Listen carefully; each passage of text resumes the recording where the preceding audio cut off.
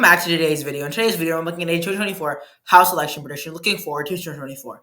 Now, as we begin today's video, guys, put down in the comments who you think will win the House for 2024 and whether or not you think that this prediction is accurate. Let's get right into it.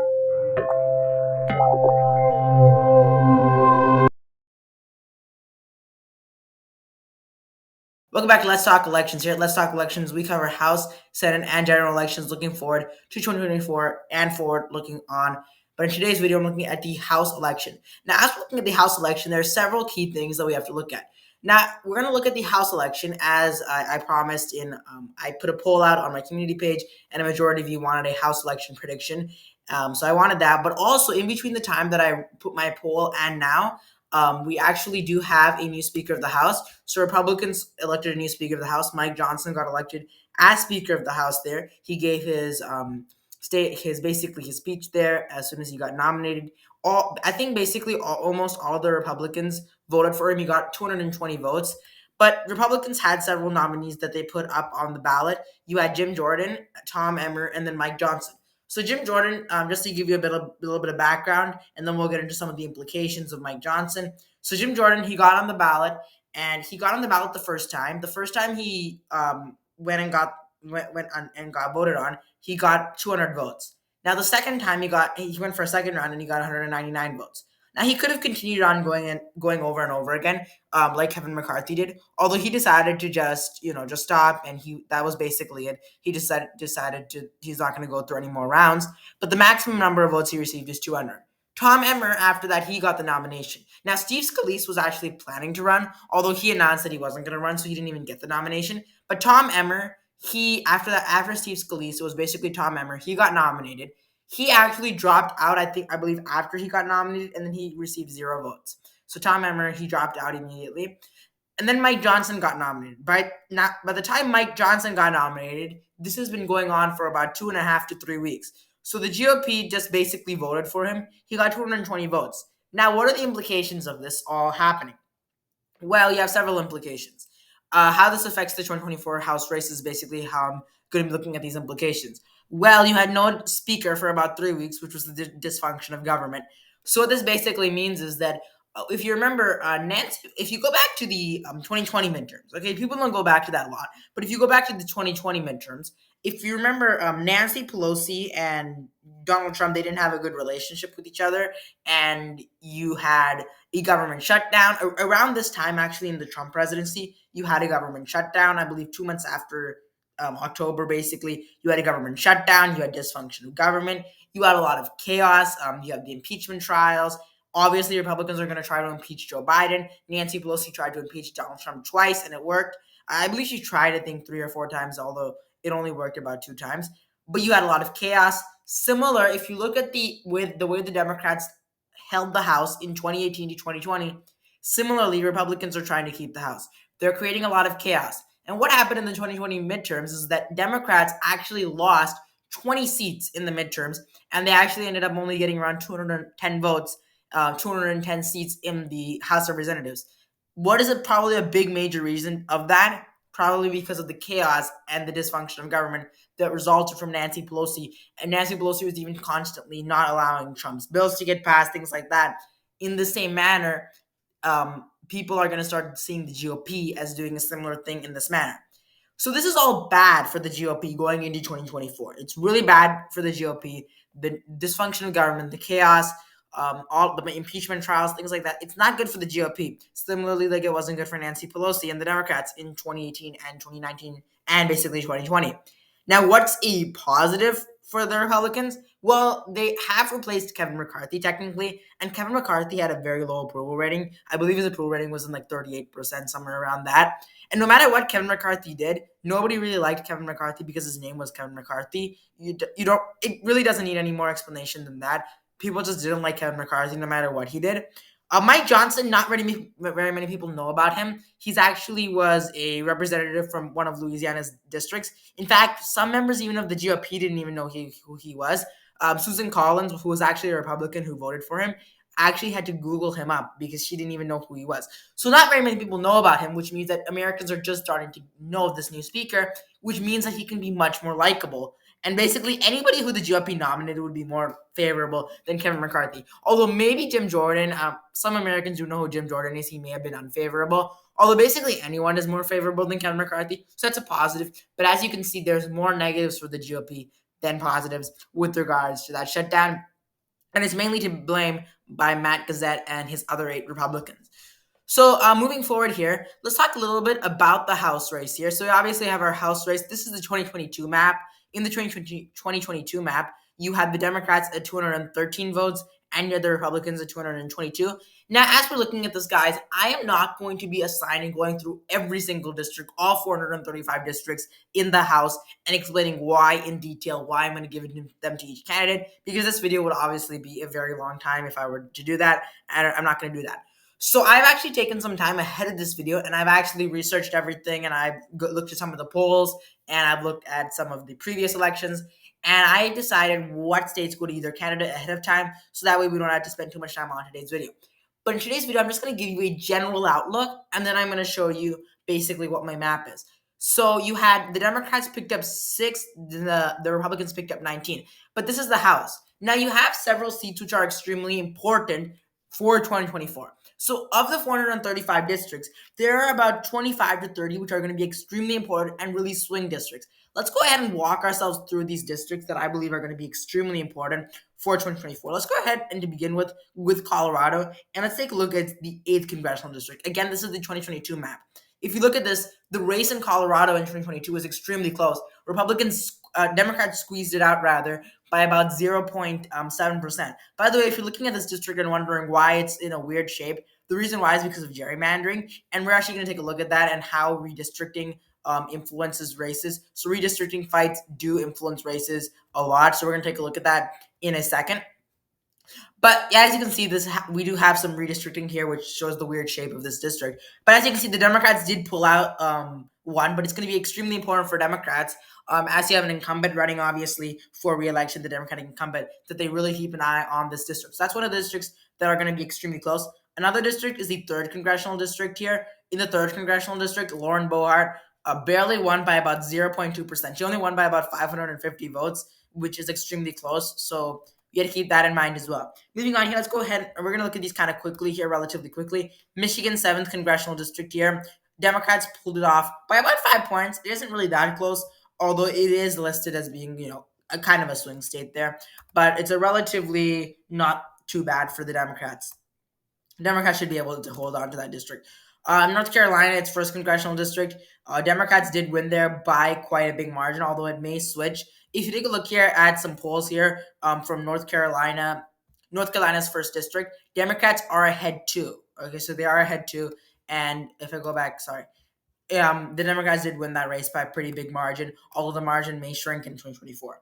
Moving on here, New Mexico 2nd congressional district here. So taking a look here at New Mexico 2nd congressional district, Democrats barely won by about 1%, 0.9% there. So extremely close race, guys, in the state of New Mexico. Ohio and its 13th congressional district is another one that was extremely close. Again, I'm just kind of make you familiar with some of the districts that are going to be extremely important. And if you live in one of these districts, you want to make sure you go out and vote, because that's not something I say a lot in my videos, but they are extremely close districts. In fact, Lauren Boebert only won by about 550 votes. Okay, so she won by like less than 1,000 votes, less than almost basically half 1,000 votes. So it's extremely important districts here.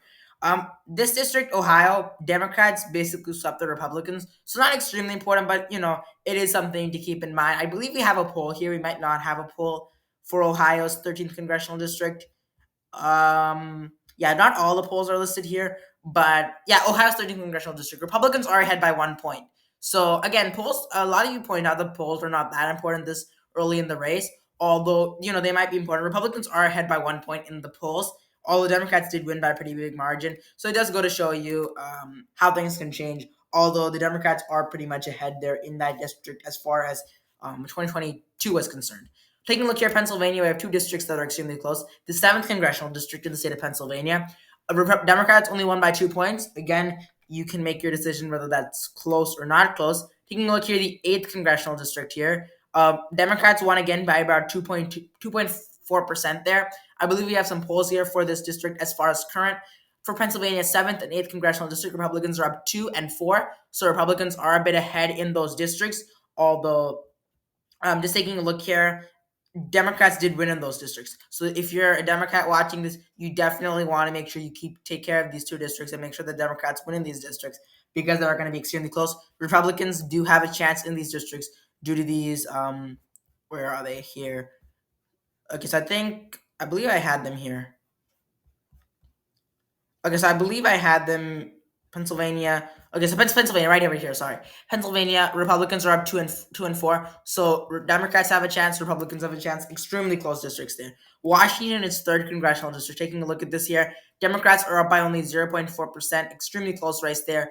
Again, we have a poll here for Washington's third congressional district. Republicans are up by 5 points in that district, according to the most recent poll. Democrats had to be extremely careful in that race there. Taking a look here, Arizona and its first congressional district here. Arizona's first congressional district, Republicans barely won by 1%, so it's going to be extremely close for 2024. Taking a look here, Arizona's sixth congressional district, Republicans only won by about 1.5%, so 1.5% there. So those are two other extremely important districts there. California, a lot of districts here in California, huge population. Obviously, districts are apportioned based off of their population. Although when you have gerrymandering, you basically change it based off of demographic groups that you have in the country. So California here, the 13th congressional district, you have actually Kevin McCarthy, the former Speaker of the House at this point, is actually in one of the districts. I believe he's in one of the districts here. Yeah, he's in this district. He's in the 20th district. Kevin McCarthy did win by a sizable margin there. But anyways, back to here. That 20th district isn't really an important district.